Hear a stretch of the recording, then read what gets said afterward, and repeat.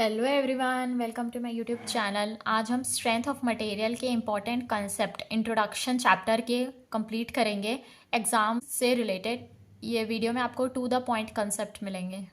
Start करते हैं first point से। Stress stress is the resisting force per unit area. Stress जो होता है वो फोर्स पर यूनिट एरिया होता है, राइट। और जो नॉर्मल स्ट्रेस होता है वो सरफेस के परपेंडिकुलर एक्ट करता है। शियर स्ट्रेस जो होता है वो अलोंग द सरफेस एक्ट करता है, राइट। नाउ स्ट्रेन स्ट्रेन का मतलब क्या होता है? डिफॉर्मेशन और the change in shape of material due to stress. Strain का मतलब ये होता है कि जो शेप का जो मटेरियल चेंज होता है स्ट्रेस की वजह से, शेप चेंज को बोलते हैं स्ट्रेन। स्ट्रेन को और क्या बोलते हैं? Change in length by original length, right. Strain की कोई भी यूनिट नहीं होती। Normal strain is measured using extensometer. जो नॉर्मल स्ट्रेन होता है वो एक्सटेंशोमीटर के द्वारा मेजर किया जाता है, right. Now stress strain relationship, जो रिलेशनशिप बिटवीन होता है स्ट्रेस और स्ट्रेन का, ठीक, उसको हम ग्राफिकली रिप्रेजेंट करते हैं स्ट्रेस स्ट्रेन कर्व के द्वारा, राइट।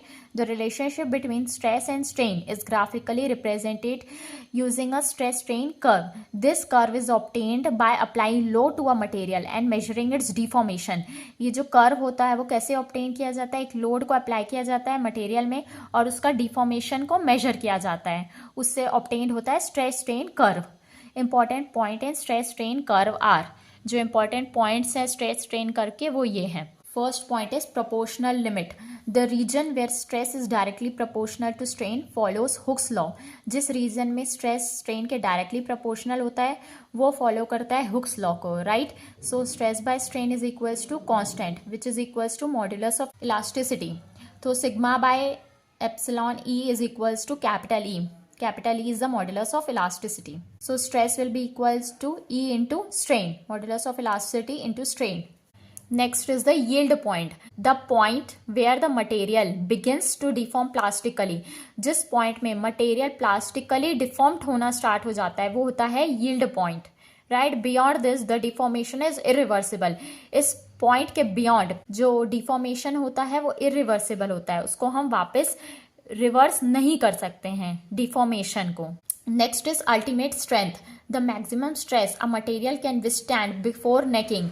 जो मैक्सिमम स्ट्रेस होता है एक मटेरियल झेल सकता है बिफोर नेकिंग के पहले, उसको बोलते हैं ultimate strength. Next is fracture point. The point at which the material breaks. जिस पॉइंट में मटेरियल टूट जाता है उसको बोलते हैं fracture point, right. Next, deformation of member under axial load. ये मेंबर है हमारे पास एक, सो इसमें एक एक्सियल लोड लगाया गया है, एक्सिस के अलोंग एक लोड लगाया गया है, सो हमको डिफॉर्मेशन फाइंड करना रहेगा, means delta. So load P is acting, axial load P act कर रहा है, लेंथ एल है। सो डिफॉर्मेशन क्या होगा इसका? पी एल अपॉन ए ही होता है, ठीक। स्ट्रेस जो होता है वो modulus of elasticity into strain हो जाएगा। सो स्ट्रेन किसके इक्वल हो जाएगा? स्ट्रेस बाय ई। सो यहाँ से ट्रेन जो हो जाएगा वो P बाई ए ही हो जाएगा, क्योंकि stress is equals to force by area, तो P by A into E. So strain क्या होता है? Change in length by original length, delta by total L is equals to P by A E. So change in length delta is equals to P L upon A, right. So जो deformation of member का होगा axial load के along वो होगा P L upon A. Next is deformation of circular bar of tapering cross section. Tapering cross section मतलब एक बड़ा और एक छोटा डायमीटर होगा तो उसको टेपर्ड बोलते हैं, राइट। सो जो डिफॉर्मेशन होता है सर्कुलर बार का वो क्या होता है? Delta equals to 4PL by pi D1 into D2 into E. जो P जो है वो फोर्स एक्ट कर रहा है, एक्सियल लोड एक्ट कर रहा है, और क्रॉस सेक्शन जो है वो सर्कुलर है, लेंथ L है, diameter of both the sides are D1 and D2 respectively, right. So ये इसका डिफॉर्मेशन का फॉर्मूला है। Now problem involving temperature change. जिन क्वेश्चंस में टेम्परेचर चेंज इन्वॉल्व होगा मीन्स डेल्टा टी, सो उसका फॉर्मूला क्या हो जाएगा? Stress is equals to E into alpha into del T, right.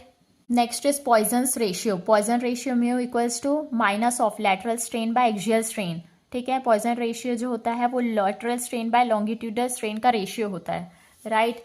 Now relation between the elastic constant E, G, mu and K का relation जो होता है E equals to 2G 1 plus mu, where E is the modulus of elasticity, G is the shear modulus and mu is the Poisson ratio. E equals to 3K 1 minus 2 mu, जो के जो है वो bulk modulus है और mu जो है वो पॉइजन्स रेशियो है, right. E equals to 9 kg upon 3k plus g, and mu equals to 3k minus 2g by 6k plus 2g. Thank you so much.